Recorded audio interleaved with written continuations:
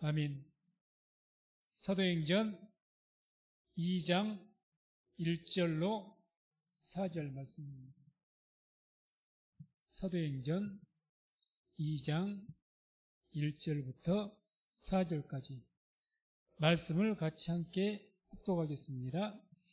오순절 날이 이미 이름에 저희가 다 한 곳에 모였더니 호련히 하늘로부터 급하고 강한 바람 같은 소리가 있어 저희 앉은 온 집에 가득하며 불의 혀같이 갈라지는 것이 저희에게 보여 각 사람 위에 임하여 있더니 저희가 다 성령의 충만함을 받고 성령이 말하게 하심을 따라 각 다른 방언으로 말하기를 시작하니라. 아멘. 오늘 말씀 오순절날 성령께서 임하신 사건이 기록되어 있습니다. 그래서 오순절날 성령, 이건 우리 교단하고 특별히 우리 교단에게는 특별한 말씀이라고 좀 볼 수가 있습니다. 자, 이제 드디어 주님께서 승천하시면서 예루살렘을 떠나지 말고 기다리라 하신 뒤에 주님께서 40일간 보이셨다고 했는데 이 40일간 보이고 30일째가 그 40일간 보이고 나서 그 40일째 승천하시고 나머지 그 10일 오순절날이 제 50일째죠. 그러니까 마가다락방에서 120명의 그 제자들이 모여서 약 10일간 매일같이 모여서 기도했을 겁니다. 그 10일 후에 성령께서 임하신 거죠. 그래서 바로 그날이 오순절날입니다. 그래서 1절 보게 되면 오순절날이 이미 이름에 저희가 다 같이 한 곳에 모였더니 그래서 이제 오순절날이 이미 이르렀다. 이미 이르렀다. 이 말의 뜻이 성경의 그 원어에서 본뜻을 보게 되면 거의 다 되었다. 시간들이 어떤 시간이 거의 다 되었다. 이런 본뜻을 가지고 있습니다. 그러니까 이건 뭘 말하는 것이냐 한마디로 오순절 이미 이르렀단 말은 뭘 암시하는 것이냐.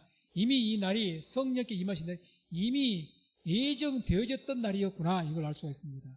그러니까 성경 원어 본뜻이 그 어떤 시간이 다 되었다. 이미 예정된 날이라는 거죠. 예정된 날. 그렇겠죠.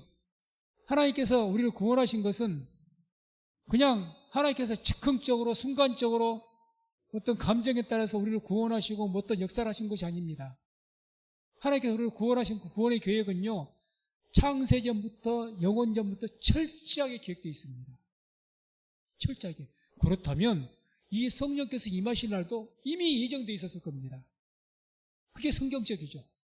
또 성경 원어의 뜻도 그렇고 이미 이름에 심플레이스 다이라는 뜻이 어떤 시간이 그 시간이 다 되어졌다는 뜻이다. 다 되어졌다. 그래 그 말은 이미 이 정해진 시간이 있었다는 거죠. 다 되어졌기 때문에 그때가 찼기 때문에 이게 성령이 임하셨다. 그러니까 성령이 오실 날은 이미 똑같이 창세전부터 하나님의 구원의 계획에 따라서 예수님께서 죽으시고 그리고 승천하시고 그리고 50일째 되는 날 그날 정확하게 임하신 거죠. 그래서 아무튼 이와 같이 오순절날 임하신 것이 이미 예정되어졌기 때문에 그렇게 된 거죠. 그래서 왜 이렇게 특별히 오순절인가? 예정되었기 때문에 그러죠. 오순절이라는 말이 맥추절, 칠칠절, 초실절 이렇게도 이야기합니다. 똑같은 말입니다. 오순절날은 말 칠칠절 또는 맥추절, 초실절 이렇게도 말한다는 거죠. 그런데 이 특별하게 오순절날 되는 것이 이제 그 성경 절기를 따라서 보게 되면 그날이 첫 열매를 드린 날이기 때문에 그렇습니다. 첫 열매. 그래서 출애굽기 23장 16절을 보게 되면 함께 읽습니다. 맥추절을 지키라. 이는 내가 수고하여 밭에 뿌린 것에 첫 열매를 거둠이니라. 수장절을 지키라. 이는 내가 수고하여 이룬 것을 연종의 밭에서부터 거두어 저장함이니라. 아멘. 여기서 이는 내가 수고하여 밭에 뿌린 것에 첫 열매를 거둡니다. 첫 열매를 거둔 날이라 해서 초실절이라고도 말합니다.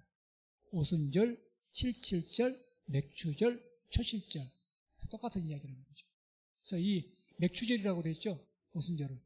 이날을 첫 열매를 거둔 날 또는 초실절 이렇게 말합니다. 첫 열매를. 민수기에도 그런 말씀이 나옵니다. 민수기 28장 26절 보게 되면 77절 처음 익은 열매 드리는 날에 너희가 여호와께 새 소재를 드릴 때에도 성의로 보일 것이요 아무 노동도 하지 말 것이면서 77절 처음 익은 열매 드리는 날 77절 맥추절 초실절 오순절 다 같은 말입니다. 중요한 것은 처음 익은 열매는 드린 날이다. 처음 익은 열매. 그래서 주님께서 왜 초실절 날 오순절 날 오셨을까? 첫 열매를 드린 날이기 때문에 예수님께서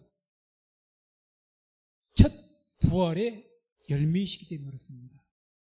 그걸 고린도전서 15장 20절에 이야기하죠. 자, 함께 읽습니다. 그러나 이제 그리스도께서 죽은 자 가운데서 다시 살아 잠자는 자들의 첫 열매가 되셨도다. 첫 열매. 죽은 자들 가운데서 잠자는 자들 첫 열매. 그래서 이미 구약 성경의 절기를 통해서 주님이 첫 열매가 되실 것을 그림자로 보여주고 있기 때문에 오순절날 주님께서 정하시고 그렇게 오순절날 성령께서 임하시게 하는 그런 역사가 있었다는 얘기죠.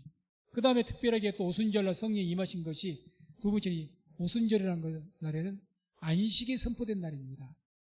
안식이. 다시 말해서 수고와 노동이 그쳐진 날입니다. 수고와 노동. 자, 유대인들의 3대 절기라고 하죠. 3대. 이날만큼은 하나님께서 이 유대인들의 3대 절기만큼은 매년 3차 모든 남자는 하나님께 보여라. 하나님께 나서 제사드리라. 이게 명령입니다. 중대한 명령입니다. 지금도 유대인들은 3대 절기만큼은 철저하게 지키죠. 그게 3대 절기가 뭐냐? 유월절 또는 무교절 이렇게 이야기합니다. 유월절. 그 다음에 77절, 오늘 말하는 오순절. 그 다음에 초막절, 수장절이라고 하죠. 수장절. 그래서 유칠초 이렇게 외우면 좋습니다. 유칠초. 유월절, 77절, 초막절. 이 3대 절기가 가장 중요한 절기죠. 유대인들에게. 가장 중요한 절기인데 이 절기 때 공통적으로 주시는 계명이 있습니다. 똑같이 3대 절기 때. 공통적으로. 무거운 짐을 지어줘. 이 3대 절기의 것이 다 공의하는 것이 노동하지 말라는 겁니다. 노동하지 말라. 자, 그래서 우리가 성경 이 말씀은 이제 레위기 23장 4절에서 36절까지 쭉 보면 나옵니다. 레위기 23장을 보면 나오는데 첫 번째 유월절 또는 무교절이라고 하죠. 7절 보게 되면 이렇게 나옵니다. 그 첫날에는 너희가 성회로 모이고 아무 노동도 하지 말지니요. 이렇게 말씀합니다. 그 다음 77절, 21절. 21절은 이제 77절을 이야기합니다. 이 날에는 너희는 너희 중에 성회를 공포하고 아무 노동도 하지 말지니 이는 너희가 그 거하는 각처에서 대대로 지킬 영원한 규례니라. 아무 노동도 하지 말아라. 나오죠? 35절. 이 초막절입니다. 초막절. 첫날에는 성회가 있었지니 너희는 아무 노동도 하지 말지며 이렇게 말합니다. 공통으로 유대 3대 절기에서 정말 중요한 절기인데 공통으로 하나님께서 명하신 거예요. 이날만큼은 아무 노동도 하지 말라는 거죠. 노동도. 왜 이날만큼은 노동하지 말라고 하실까? 노동과 수고가 왜 왔습니까? 노동과 수고가. 창세기를 보게 되면 아담과 하와가 범죄함을 통해서 뭐가 온 거죠? 얘가 수고해야 앞으로 땅의 열매를 먹을 것이다. 이제는 수고를 해야. 그래서 우리에게 노동과 수고라는 거, 그 수고와 고통은 왜 왔느냐? 범죄의 결과입니다. 범죄의 결과. 다시 말해서 6월절, 77절, 초막절을 통해서 이때 그 모든 죄에 대한 저주가 해방되는 것을 의미합니다. 수고와 노동에서. 그렇기 때문에 특별하게 77절 이날 아무 노동도 하지 말라. 안식이 선포된 날입니다. 77절 특별히. 이게 또 77절 더욱 중요하죠. 자, 보세요.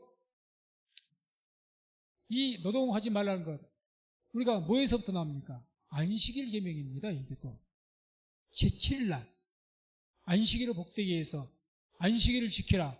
안식일을 어떻게 해야 지키는 겁니까? 쉬는 것이 지키는 겁니다. 노동하지 않는 것. 우리가 계명을 주시는데 계명이 무슨 무거운 나에게 뭘 하라고 해야 되는데 성경은 뭐라고 합니까? 쉬라는 거요. 쉬라는 거. 노동하지 말아라. 무슨 계명이 이러냐? 계명은 내게 짐이 돼야 되는데 뭘 쉬라는 거 아닙니까? 쉬라는 거. 쉬라는 거. 일하지 말라. 왜 이런 계명을 주셨을까? 바로 노동이라는 것이 죄로 인한 결과이기 때문에 그렇다는 거죠. 죄로. 그러니까 안식일을 복되게 하신 거죠. 안식일 날은 인자는 안식일의 주인이라. 예수님이 안식일의 주인이라고 하셨습니다. 왜요? 예수님 안에 죄의 저주가 끊어지기 때문에 영원한 안식이 예수 안에 있는 줄로 믿습니다. 그 안에 있는 거죠. 그래서 인자는 안식일의 주인이다.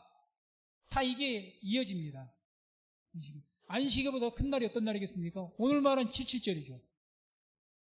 안식일 제7일이 7번 되고 그 다음 날이 오순절 아닙니까? 제7거박의 7, 7은 49. 그 다음 날이 오순절입니다. 안식일보다 큰 날. 똑같이 노동하지 말아라. 오순절보다 더 큰 날이 어떤 날입니까? 안식년입니다. 제7년째 되는 날. 안식년. 다 율법이 나오잖아요. 안식년이 또 뭐해라? 너희가 나팔 불고 다 자유시켜라. 해방시켜라. 노동하지 말아라. 다 그런 내용이에요. 그런 내용. 그래서 안식년 다음에 또 더 큰 것이 뭐가 있죠? 7은 49에서 제50년째. 그걸 뭐라고 하죠? 희년. 제일 뿌리는 안식일에 있는 겁니다. 안식일에. 안식일 사상이 있고 안식일이 더 확대되어서 7.7절, 오순절이 더 커져서 안식년, 더 커져서 희년. 이게 다 공통적으로 뭐냐? 수고와 노동을 제거해버린 겁니다. 해방, 자유 풀어주는 거죠. 그래서 희년이 되면 종도 풀어줘라, 빚도 탕감해줘라 이렇게 나오는 겁니다. 그래서 예수님 우리 희년이라고 해요. 희년. 그래서 누가복음 4장 18절 한번 보겠습니다. 함께 말씀 합독합니다. 주의 성령이 내게 임하셨으니 이는 가난한 자에게 복음을 전하게 하시려고 내게 기름을 부으시고 나를 보내사 포로된 자에게 자유를, 눈먼 자에게 다시 보게 함을 전파하며 눌린 자를 자유케 하고. 아멘. 성령이 임하셨다. 그래서 모든 것 자유케 한다. 율법은 뭐 빚이니 뭐 어떤 수고와 노동이니 이런 것에서 눈에 보이는 육적인 것을 자유케 한다면 이제 신약시대의 성령을 통해서 뭐가 모든 영적인 죄의 저주가 싹 풀린 겁니다. 눌린 것, 묶인 것 싹 풀어버립니다. 해방이죠. 해방. 희년을 선포하신 거예요. 희년. 그래서 이와 같이 성령께서는 자유케 하시는 영이시기 때문에 자유의 영입니다. 자유의 영. 진리를 알지니 진리가 너희를 자유케 할 것이다. 자유케 하죠. 성령은 자유의 영입니다. 진리의 영이시고 자유의 영입니다. 성령은. 그렇게 성령이 임하시면 모든 것이 자유케 됩니다. 자유케 됩니다. 그래서 왜 오순절날 특별히 성령께서 임하셨는가? 왜 이날에 예정하셨을까? 특별하게. 바로 이와 같이 성령은 자유케 하시는 영이거든요. 그런 의미가 있기 때문에 7절에 성령이 임하시도록 주님께서 계획하신 거죠. 그래서 아마 이날 120명의 제자들 중에서 이런 성경적인 의미를 알고 있었던 분이 계시는 것은 모르겠지만 있을 수도 있겠죠. 성경적인 의미에서는 바로 이런 날로 의미 있기 때문에 이걸 알았더라면 성령께서 언제 임하실 것을 알았겠죠. 이미 예정된 날입니다. 그래서 이와 같이 성령은 자유케 하시는 영입니다.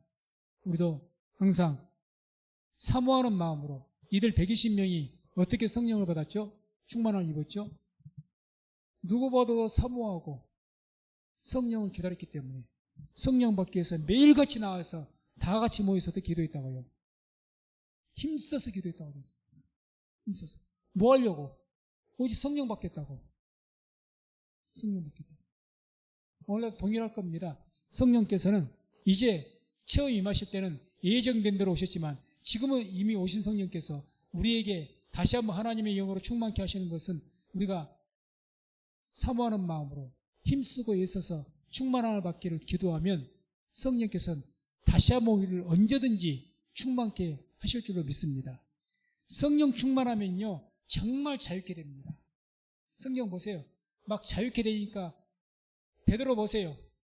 그 영의 두려움과 공포에 눌려서 예수님을 3번까지 부인했던 이 죄송하지만은 겁장이었던 이 베드로가 성령 충만함 받으니까 어떡하던가요? 복음 전하다고 잡혀가지고 체포돼갖고 제사장 앞에서 체포돼가 썼잖아요. 그래서 말을 잘못하면 죽을 판인데 거기서 뭐라고 합니까? 내가 하나님께서 하나님의 말씀을 따를 것이냐 너희 말을 따를 것이냐 너희가 판단해라. 하나님께서 하신 것을 내가 말하지 않을 수가 없다. 얼마나 담대합니까? 그래서 말해 기탄 없이 복음을 전했다. 기탄 없이 베드로가 기탄 없이 하다. 기탄 없단 말이 파르레시아라고 해서 말의 자유함을 말합니다. 말의 자유. 기탄 없이 복음 전한 거예요. 베드로가 그 눌림 받았던 사람이 그냥 눌려가지고 자기 할 말도 제대로 못하고 그냥 두려움에 눌려갖고 예수님 아는 예수님도 모른다고 부인하고 이 눌려있던 베드로가 영으로 꽉 눌렸죠. 눌려갖고 진리인데 말을 못해. 내가 예수님은 내 주님이시고 저 예수님은 압니다. 내가 사랑하는 주님이십니다. 말을 해야 되는데 말을 못해. 왜? 죽음이 두려워서. 그러니까 눌려있던 베드로가 성령 충만함 받고 기탄 없이 복음을 전한 거예요. 죽음의 생명의 위험은 똑같습니다. 그때나 지금이나 제사장 앞에 서 있으니까 더 무서운 때죠. 그게 기탄 없이 말한 거예요. 우리가 성령 충만하면요 복음을 그래 증인이 되는 겁니다. 눌리질 않거든요. 어디서든지. 내가 믿는 예수 강력하게 전하죠. 누구든지. 뭔가가 눌려있으니까. 눌려있는 것이 뭐 힘으로만 눌려있는 것이 아니라 내 체면도 나를 누리게 할 수가 있는 것이고 에이 그냥 뭐 그런 말은 뭐 해. 여러 가지 것들이 다 나를 갖다가 복음을 말하지 못하게 나를 누르는 거죠. 성령 충만하면 이것에서 확 풀려버립니다. 그런 자들이 전도자가 되는 거죠. 우리 교회사로 보더라도 성령 충만함 받으면 그렇게 증인이 되는 거죠. 자유케 되는. 그래서 이러한 은혜가 저나 우리 성도님들 다에 있기를 주의 이름으로 축원을 드립니다. 계속인 1절을 보게 되면 또 뭐라고 하면 저희가 다 같이 한 곳에 모였더니 왜 이렇게 다 같이 한 곳에 모였냐? 1장 4절에 사도행전 1장 4절에 주님 명령이죠. 사도와 같이 모이사 저에게 분부하여 가라사대 예루살렘을 떠나지 말고 내게 들은 바 아버지의 약속하신 것을 기다려라. 예수님께서 명령했기 때문에 120명의 그 제자가 500명 중에서 120명입니다만 주님께서 부활하실 때 고린도전서를 보게 되면 500여 형제가 보았다고 했거든요. 승천하신 것을. 그때 말씀하셨잖아요. 기다리라고. 예루살렘 떠나지 마라. 근데 500명 중에서 380명은 어디로 가셨는지 이분들은 여기 없고 아무튼 예루살렘의 마가다락방에 거기 있었던 분들은 120명이라고 나옵니다. 380명은 안 계신 거죠. 다 같이 주님께서 부활하신 것, 승천한 것으로 봤는데 안 계신 거죠. 그래서 120명이 사모하다가 120명이 성령 충만 받고 이들을 통해서 교회가 탄생됐고 이들을 통해서 온 세계에 복음이 전파된 거죠. 오늘도 마찬가지 것입니다. 500명 중에서 120명이 그랬던 것처럼 120명, 약 3분의 1 정도가 그랬던 것처럼 똑같이 오늘도 다 같이 있어도 성령 충만함. 누가 성령 충만 받냐? 애쓰고 기도하고 힘쓰는 사람들. 뭐하기 위해서? 성령 충만 받기 위해서. 다 똑같이 주의 부활 승천한 걸 보았습니다. 똑같이 봤어요. 380명은 성령 충만 받았단 말이 없습니다. 적어도 성경에는 120명만이 받았다고 나옵니다. 다 성령 충만을 받는 것은 아니구나 이렇게 알 수가 있는 거죠. 성령 세례는 받았을지라도 뒤에 설명하겠습니다만 성령 세례와 성령 충만은 다른 이야기니까. 자, 다음에 이제 2절을 보겠습니다. 2절 함께 읽습니다. 호련히 하늘로부터 급하고 강한 바람 같은 소리가 있어 저희 앉은 온 집에 가득하며. 이제 성령께서 임하시는 장면을 생생하게 묘사한 거죠. 그래서 여기서 호련히 갑자기 그 뜻입니다. 갑자기 하늘로부터 급하고 강한 바람 같은 소리가 있었다. 그래서 바람으로 묘사를 합니다. 바람. 근데 중요한 것은 여기서 바람이라는 것은 우리가 흔한 성령을 바람이라고 이제 생각하고 그 바람으로 기억하는데, 여기에 바람은 일반적으로 성령을 바람으로 묘사할 때 그 바람과 성경 언어가 다릅니다. 푸니마라고 해서 성령을 말할 때는 푸니마 씁니다. 푸니마, 바람. 여기에는 푸니마가 아니고 푸노에입니다. 성경의 원 본뜻은 숨, 호흡을 불어 넣다 이 뜻입니다.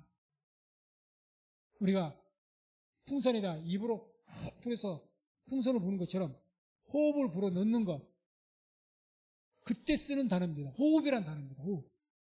성령과는 다른 이야기입니다. 다른 이야기. 성령과. 그래서 성령을 의미하는 그 바람, 그 푸니마와는 다르죠. 성경 자체가. 푸노에니까 다릅니다. 그래서 푸노에.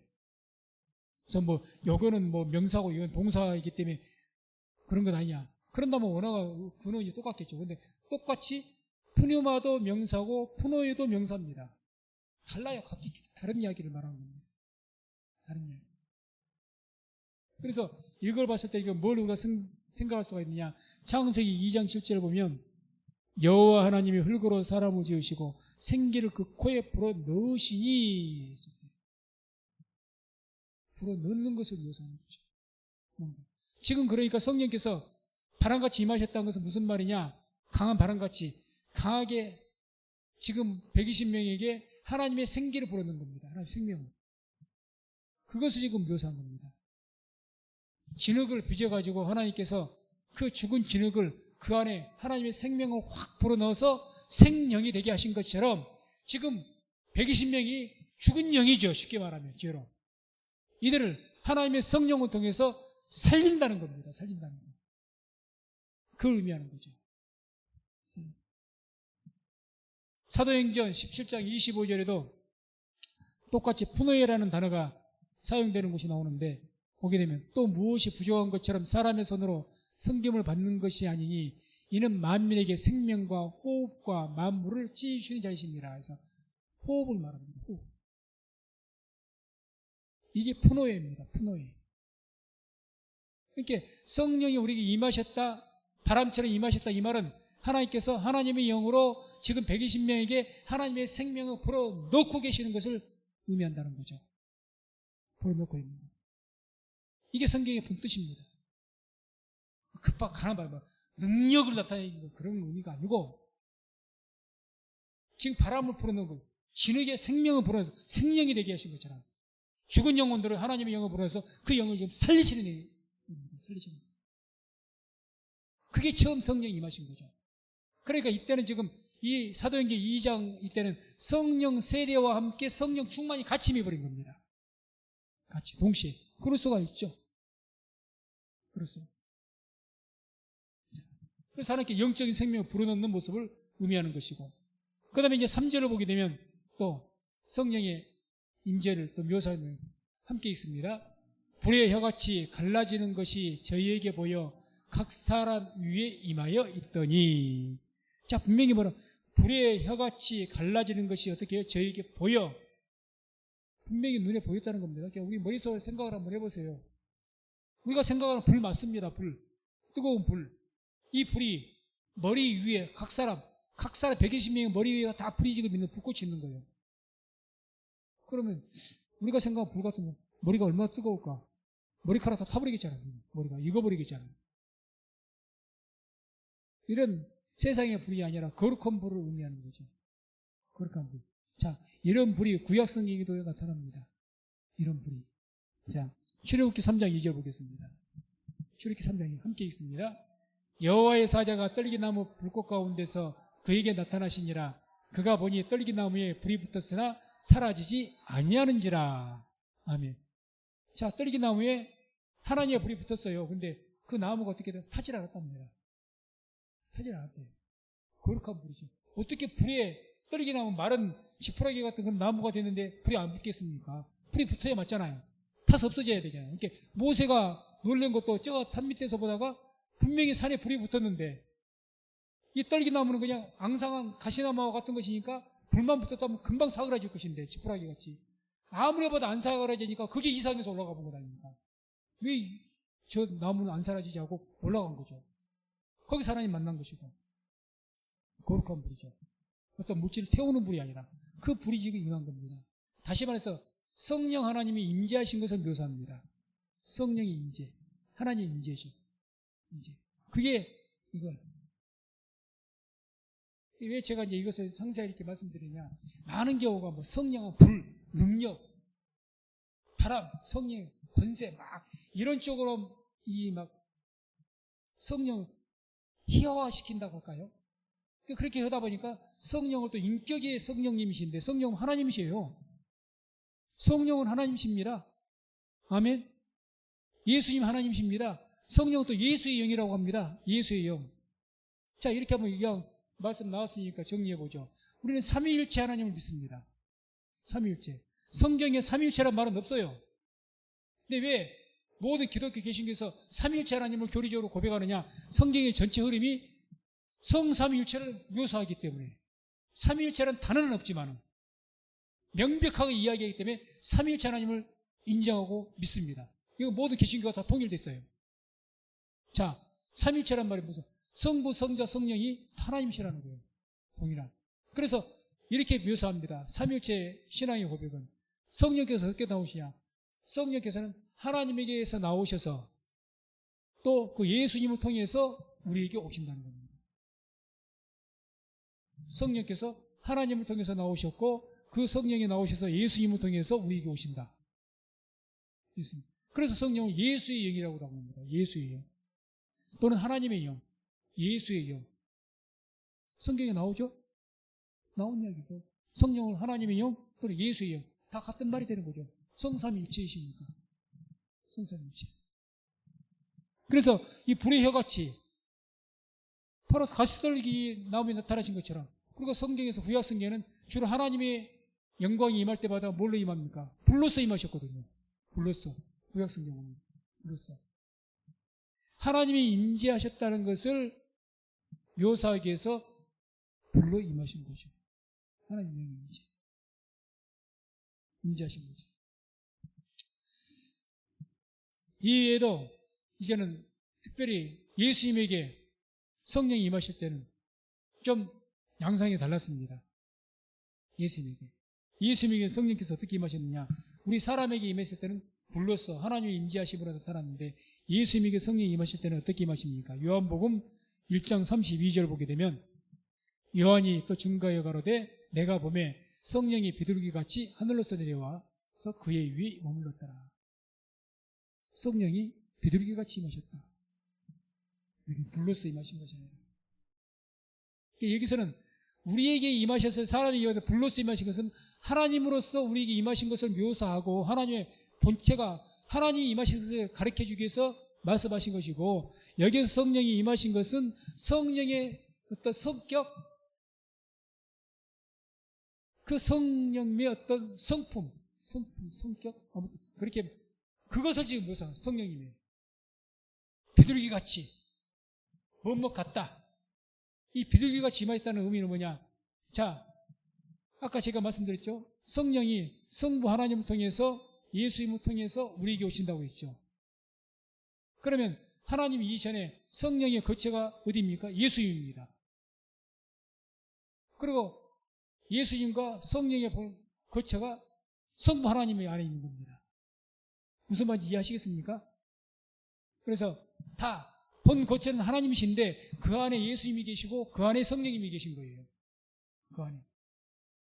이렇게 되는 게 삼위일체신데 자, 그러니까 여기서 묘사한 것은 왜 비둘기같이 임하셨다고 하느냐? 지금 성령이 임하시는데 비둘기같이 비둘기는 어떤 성격을 가지고 있습니까? 회기성이라고 회기성. 주인에게 돌아갑니다. 본 주인에게 돌아갑니다. 그래서 옛날에부터 그런 특징을 가지고 있습니다.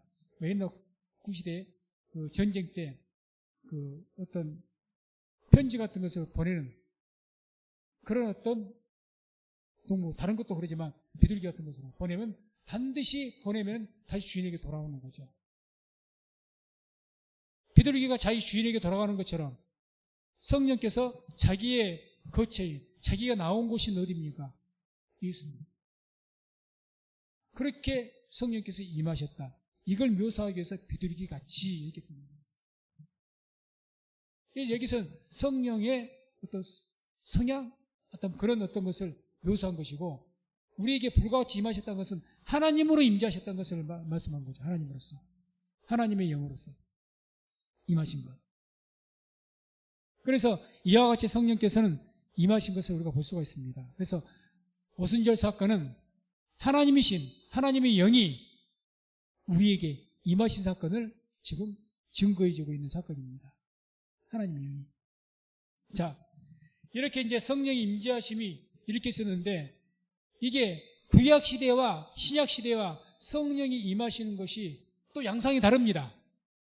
양상이 다릅니다. 구약시대 때 하나님의 성신이 임할 때는 어떻게 임했습니까? 구약시대는 뭐 사사시대라든가 뭐 위대한 뭐 어떤 선지자들 이들에게 임했을 때, 구약시대에 하나님의 성신이 임한 것은 성경의 의미가, 성경 원어의 본뜻이 랍사라는 그 뜻이 뭐 이불로 에워싸는 것처럼 에워싸다, 감싸다라는 뜻을 갖고 있고, 임하다는 말이 감싼다. 그래서 구약시대에 성신이 임한 것은 어떤 순간에 어떤 특정한 사람들, 하나님의 어떤 종들, 사사라든지 선지자라든지 이런 자들에게 특별한, 이사야라든지 이런 사람들에게 특별한 때에 특별한 하나님의 종들에게만 임했습니다. 하나님의 일 하게 하기 위해서, 하나님의 말씀을 전하게 하기 위해서, 하나님의 능력을 행하게 하기 위해서 사서도 하나님의 권능으로 붙으셨습니다. 그래서 그렇게 붙은 것도 한 번 임하면 영원토록 변치 않는 것이 아니라 임했다가 떠나가십니다. 그래서 임하신 것이 권능으로, 다시 성령께서 임하신 것이 이렇게 아까 말했듯이 그 임한다는 뜻이 이불로 우리를 이렇게 감싼 것처럼 에워싼다는 말입니다. 다시 말해서 우리 안으로 들어온 것이 아니고 성령이 겉에서 에워싼 겁니다. 그리고 그를 갖다 삼손이 됐더니 누구를 하나님 권능으로 꽉 에워싸가지고 하나님께 조종하신 거예요. 하나님께서. 그래 능력도 나타나게 하시고, 하나님께서 외부에서 감싸셔갖고 막 예언도 말하게 하시고 이렇게 하신 겁니다. 밖에서 에워싼 겁니다. 구약시대는. 중요한 것은. 그런데 신약시대에 와서는 그렇지 않습니다. 성령께서 밖에서 에워싸는 식으로 임하신 거예요. 우리 안으로 들어오십니다. 성경의 본뜻이 그래요. 우리 안에 임재하신다는 거죠. 그래서 언니들 우리가 표현할 성령께서 내주 내지하신다. 우리 안으로 들어오셨고 우리 안에 거하신다. 이렇게 이야기하죠. 구약시대는 그렇지 않았습니다. 내주 내지 안 하셨습니다. 왜? 죄인들에게는 성령께서 임하지 않으십니다. 구약시대는 예수의 피가 없는 시대이기 때문에 죄인들에게 성령이 안에 들어가지 않으셔요. 지금은 왜 성령께서 우리 안에 들어오시느냐? 예수를 믿었잖아요. 너희가 성령 받기 위해서 회개를 하지 않습니까? 너희가 회개하면 성령께서 선물로 주실 것이라. 전제가 뭐죠? 회개하면, 예수를 믿으면 그제야 성령이 내 안으로 들어오신 겁니다. 들어오시는 거죠. 상황이 다릅니다. 구약시대하고. 지금은 그래서 우리가 한번 들어오시면 영원토록 떠나지 않으십니다. 영원토록. 구약시대는 순간적으로 임하셨다가 하나님의 역사, 하나님의 능력으로 하나님의 어떤 일을 이루시고 나서 떠나버리십니다. 떠나버리셔요. 그러니까 다윗이 성신이 날 떠나지 마옵소서. 다윗도 성령이 떠나버렸다고 하잖아요. 성신이. 죄를 지으니까. 구약시대는 하나님 붙든 종이 다윗이 처음에 막 하나님 은혜 가운데 있을 때는 본능으로 붙들어 주시고 승승장구하게 하시는데 죄를 범하니까 떠나버리십니다. 사울조차도 처음에 성신이 임했어요. 사울도 막 예언까지 했습니다. 사울이 죄의 지으니까 떠나버렸잖아요. 성령이 떠나자마자 어떻게 합니까? 뭐 귀신 들렸고 뭐 헛소리를 해버리고. 그게 사울 아닙니까? 성신이 임하셨다가 죄 지으면 떠나버립니다. 구약시대는. 이 시대는 그렇지 않습니다. 한번 임하신 성령 영원토록 떠나지 않으실 줄로 믿습니다. 그게 성경의 약속이죠. 그건 우리 안에 사십니다. 거주하셔서. 그 말씀이 이제 어디에 나오느냐? 로마서 8장 9절입니다. 로마서 8장 9절 함께 말씀 봅니다. 만일 너희 속에 하나님의 영이 거하시면 너희가 육신에 있지 아니하고 영에 있나니 누구든지 그리스도의 영이 없으면 그리스도의 사람이 아니라. 자, 성령이 그리스도의 영, 하나님의 영 이렇게 이야기하죠. 너희 속에 하나님의 영이 어떻게 하시면 거하시면 그렇게 거하시면 거한다. 이 메노라는 단어인데 이 메노라는 단어가 그게 산다는 겁니다. 산다. 우리 안에 뭘 하고 산다? 우리를 집으로 여기시고 여기서 사신다는 겁니다. 사십니다. 그래서 내주 하신다. 내주. 신약시대는 우리 안으로 들어오십니다. 우리 안에. 그래서 우리 안에 들어오셔서 우리를 감동케 하시고 우리에게 어떤 영감도 주시고 진리 가운데로 인도하시고 여러 가지 내적인 어떤 역사를 막 하시는 거죠. 내적인.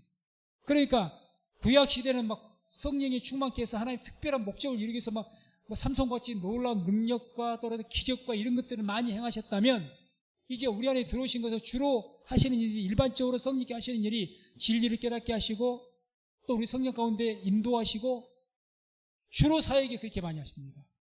주로. 물론 어떤 특별한 일 하나님의 표적을 일으키게 하실 때는 또 외형적으로 성령으로 충만케 해서 베드로나 사도 바울에게 나타난 것처럼 기적도 나타나게 하시겠죠. 근데 주된 사역이 이제는 어떤 사역입니까? 가장 중요한 사역이 우리를 진리 가운데로 깨닫게 하신 겁니다. 너희를 진리 가운데로 인도하실 것이라고 하잖아요. 성령께서. 가장 중요하고 성령께서 우리 안에 들어오신 주된 목적이라고 할 수가 있죠. 진리 가운데.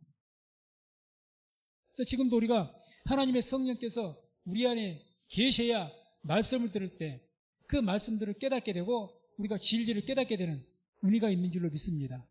왜? 그래서 성령은 진리의 영이라 이렇게 말씀합니다. 진리의 영.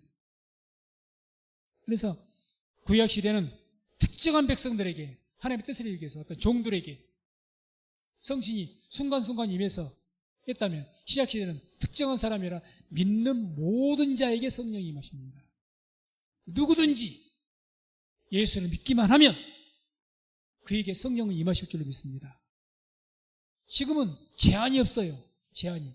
구약시대는 특별한 사람들에게만 임했습니다. 특별한 사람들에게. 하나님의 뜻을 이루기 위해서. 그리고 순간적이었고 그리고 언제든지 죄를 지으면 하나님께서 임하셨다가도 떠나버리시고 그게 구약시대입니다. 그러나 신약시대는 예수를 믿는 자에게 겉에서 우리를 감싸신 것이 아니라 아예 우리 안에 들어와서 사신다는 거죠. 들어와서. 그래서 우리가 이제는 이 시대에 살아갈 때 성령의 인도하신 가운데 사는 것이 너무도 중요한 이야기입니다. 그래서 다시 한번 9절 볼까요? 아까 만일 너희 속에 하나님의 영이 거하시면 너희가 육신에 있지 아니하고 영에 있나니 누구든지 그리스도의 영이 없으면 그리스도의 사람이 아니라. 그리스도의 영이 성령이 너희 안에 거하시면 성령이 너희 인도하실 것이다. 감동을 주시고 그런 게 너희에게 없느냐 그러면 그 그리스도의 사람이 아니다는 겁니다. 그럼 근데 너희가 아무리 겉으로 입으로 주여 주여 해도 그건 뭐 우리가 제3자가 알 수는 없겠지만 하나님과 본인만이 알겠지만 내가 살아가는 가운데 기도하면 하나님의 성령이 내 임재와 인도하신 가운데 감동이 있는 가운데 살아가느냐? 그럼 나는 어떤 형편에서도 나는 확실하게 하나님의 자녀입니다. 조금도 의심할 것이 없어요. 비록 내가 옛날에 죄를 많이 지었어도 상관이 없습니다. 뭐 회개할 것이기 때문에 회개했을 것이고. 그런데 내가 겉으로는 누가 보기에 저 사람은 정말 교회도 열심히 다니고 뭘 열심히 많이 해. 그런데 내가 개인적으로 하나님 앞에 앉아서 기도할 때 너는 도무지 성령의 감동이 뭔지도 모르겠다. 에베소 성도들처럼 바울이 묻지 않습니까? 너희가 믿을 때 성령을 받았느냐 그러잖아요. 그렇죠? 너희가 믿을 때 성령 받았느냐. 아니 말을 이렇게 대화를 하다 보니까 이분들이 성령에 대해서 알지도 못하고 성령의 감동을 전혀 모르는 거야. 너희가 믿을 때 성령 받았냐? 대체 뭐라고 합니까? 아니 우리 못 받았다. 성령이 있음도 듣지 못했다. 있음도. 그럴 수가 있는 거죠. 얼마든지. 지금도 그럴 수가 있는 겁니다. 그래서 아무튼 이 성령은 우리 안에 임재하신다는 거죠. 임재. 그래서 데살로니가 전서 5장 19절에는 우리에게 어떻게 경고를 합니까? 함께 있습니다. 성령을 소멸치 말며. 뭐 하지 말라고요? 소멸치 말아라. 이 소멸한단 말이 억누른다는, 억누른다. 성령을 억누르지 말아라. 그 말입니다. 성령을 뭐 없애버리지 마라. 그런 의미가 아니고, 억누르지 마라. 수배님이란 말은 억누르다. 억누르는 거죠. 성령이 어느 때 억누릅니까? 성령을 근심케 말라 그러죠. 근심케. 비슷한 이야기입니다. 성령은 인격의 영이십니다.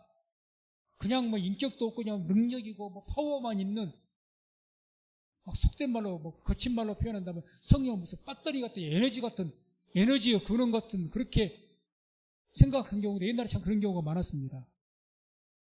성령은 누구신지 모르겠어요. 그냥 능력만 있는. 성령은 하나님이시고 인격이 있어요. 성령 근심케 하면 안 돼요.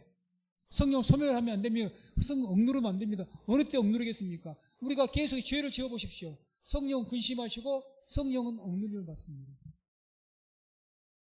자꾸 내 안에 성령이 거하시는데 성령이 자꾸 억누려요. 그래 내가 성령 충만하지 못하는 거지.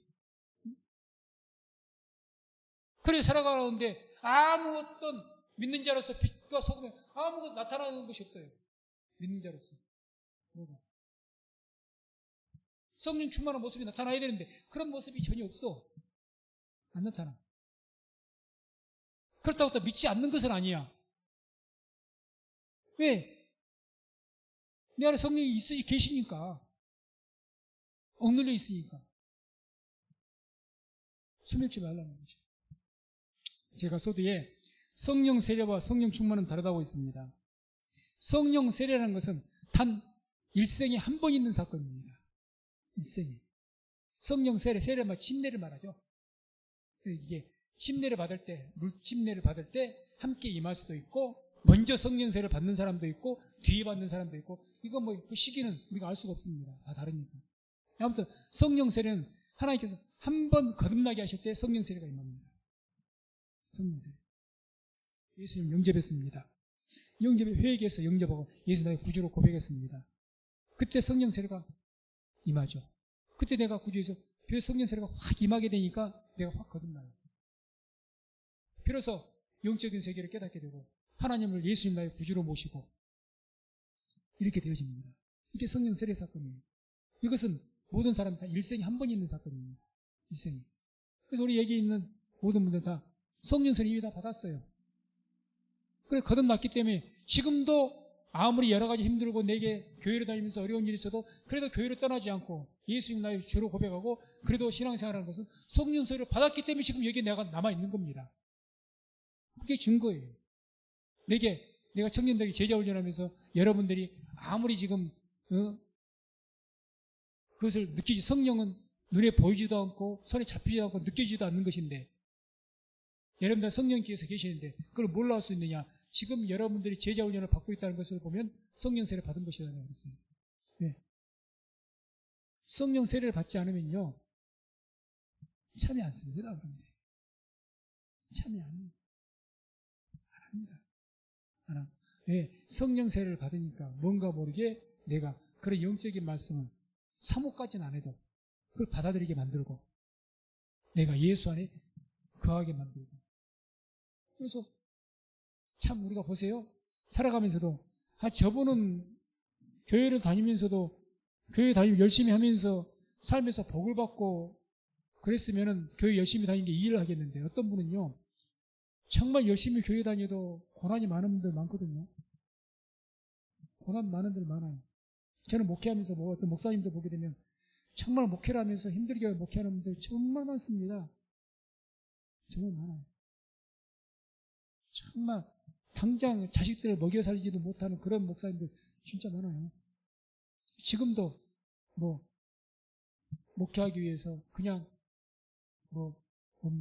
운전해주고 시간 되면 공사판에서 가서 일하시고 그래야 생활 유지가 되니까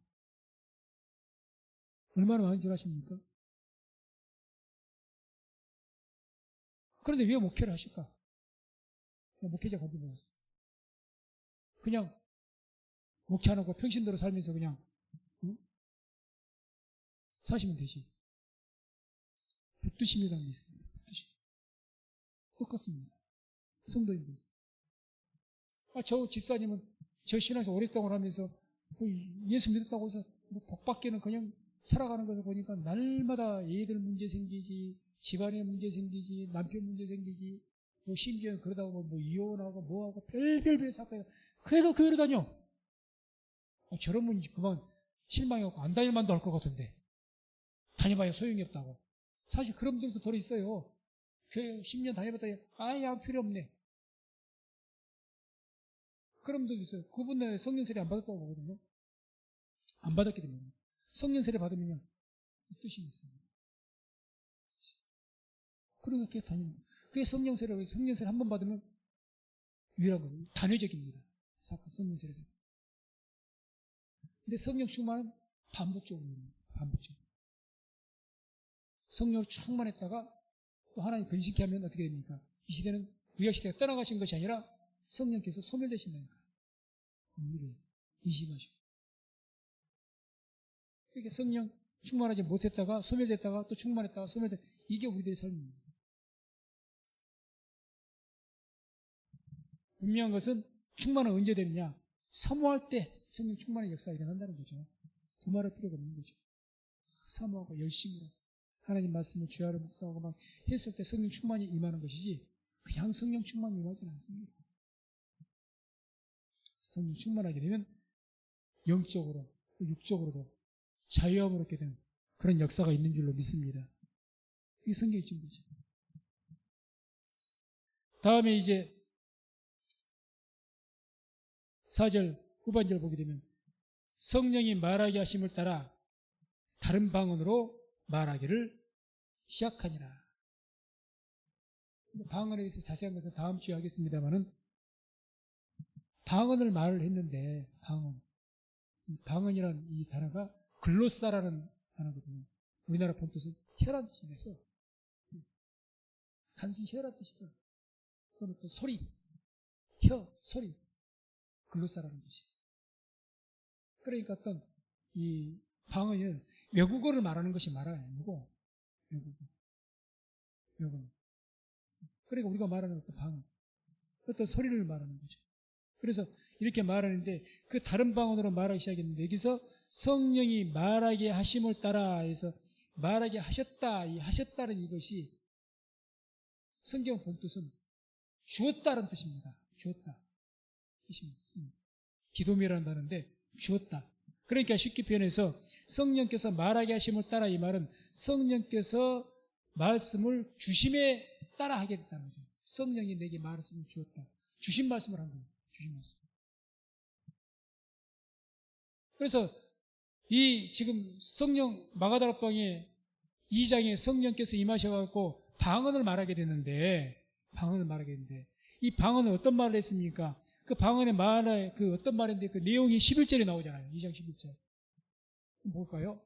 어떤 말을 했는가? 함께 읽습니다. 그리스인과 아라비아인들이라 우리가 다 우리의 각 방언으로 하나님의 큰 일을 말함을 듣는도다. 방언으로 뭘 말했다고요? 하나님의 큰 일을 말했다. 복음이라고 합시다. 복음. 하나님 나라 복음에 대해서 말했다. 하나님의 큰 일을 말했다. 그러니까 하나님께서 어떤 말씀을 지금 방언으로 말하게 주셨다는 겁니까? 성령 충만께서 복음을 말할 수 있도록 그에게 말을 주셨다는 겁니다. 그러니까 우리가 성령이 말하게 하심을 따라 말하는 하나님께서 하나님의 감동에게 주신 말씀이라는 게 있다는 거죠. 그걸 말하는 거예요. 감동, 주신 말씀. 이게 주신 말씀이죠. 성령 충만하게 되면 하나님께 주신 말씀이 있는 겁니다. 하나님 주신 말씀으로 말하는 것이 곧 예언이 될 수가 있는 것이고 하나님께 주신 말씀으로 권면하는 것이 하나님 말씀으로 권면하는 거예요. 하나님 말씀. 그게 하나님의 주신 말씀으로 결과한 것이 또한 성경이 되는 것이고 성경. 하나님께 주신 거죠. 주신 말씀. 그래서 이와 같이 하나님의 큰 일을 말했다. 결과적으로 이건 뭘 말합니까? 예수님께서 마지막에 사도행전 1장 8절 보게 되면 뭐라고 하셨죠? 사도행전 1장 8절 함께 합독합니다. 오직 성령이 너희에게 임하시면 너희가 권능을 받고 예루살렘과 온 유대와 사마리아와 땅끝까지 이르러 내 증인이 되리라 하시니라. 아멘. 자, 성령 충만을 받으니까 성령께서 말하게 하심을 따라서 말하게 된 것이 곧 복음은 뭐 하게 된 겁니까? 증인이 된다는 겁니다. 증인. 이게 증인이죠. 증인. 성령을 너희가 받을 것이다. 그러면 내가 사마리아 땅까지 이르러 증인 될 것이다. 하나님께서 주신 말씀 받아서 말하게 될 것이다. 이게는 막. 그게 증인이죠. 증인. 말씀 맺습니다. 성령께서는 하나님의 그 예정된 날에 약속에 따라서 오순절날 임하셨습니다. 그 성령께서 임하심을 통해서 사모하는 자들에게 임하셨고, 왜 성령께서 임하셨느냐? 성령께서 임하신 목적은 다른 게 없습니다. 복음을 땅끝까지 전파하게 하기 위해서 임하신 줄로 믿습니다. 이게 온전한 목적입니다. 성령이 임하셔서 기적을 나타내고, 그것도 나타났죠. 그런데 그 기적과 표적의 궁극적인 목적은 뭐가 있는 거죠? 복음 전파가 있는 겁니다. 왜 기적을 일으키실까? 왜 우리 병을 고쳐주시려고 그런 능력이 나타날까? 단순히 병 고친 것이 목적이 아니고, 병 고쳐주는 그 기적을 보이신 것은 그걸 통해서 궁극적으로 복음이 더 널리 전거되게 하기 위해서. 그래서 성령께서 임하시게 되면 복음을, 하나님께 주신 말씀으로 복음을 증거케 하시고, 하나님의 성령 충만케 해서 기적과 기사와 표적과 이적들에 대해서 그 하나님의 복음이 더 널리 전파되게 하기 위해서 성령께서 임하시고 충만케 하신다는 이야기입니다. 그러니 우리가 아까 성령 충만은 사모하는 자에게 임한다고 했습니다. 그럼 어떻게 기도해야 되겠습니까? 성령 충만께서 주님, 나에게 성령으로 충만케 하셔서 복음 증거하게 하옵소서. 고민됩니다. 그럼 복음 증거하게 하기 위해서 주님께서 필요하면 표적도 나타내시게 하실 것이고, 믿는 자에게 따르는 표적, 병든 자에게 손을 좀 낫기도 하시고, 귀신도 떠나게 하시고, 계속 사모하면 성령으로 충만케 해서 그런 역사를 때에 따라 일으키실 줄로 믿습니다. 그걸 사모하라는 거죠. 그래서 저나 우리 모든 성립교회가 지금 우리가 기도하는 것이 우리 교회 하나님의 새 일의 역사를 기대하고 바라보자고 했습니다. 하나님의 새 일의 역사를 뭘 의미하느냐? 이런 성령의 사건을 말합니다. 성령 충만의 사건. 우리 성민순복교회도 이 오순절날 임했던 성령 충만함을 통해서 3,000명, 5,000명이 하나님의 역사죠. 이게 사람의 역사겠습니까? 그렇게 하나님의 역사가 일어났던 것처럼 그런 역사가 우리 성민교회도 있어가지고 그런 복음이 힘차게 전파가 되고 많은 자들이 주님께 돌아오게 되고 하나님의 역사가 나타날 수 있는 그런 우리 성민교회가 되기를 주의 이름으로 축원을 드립니다.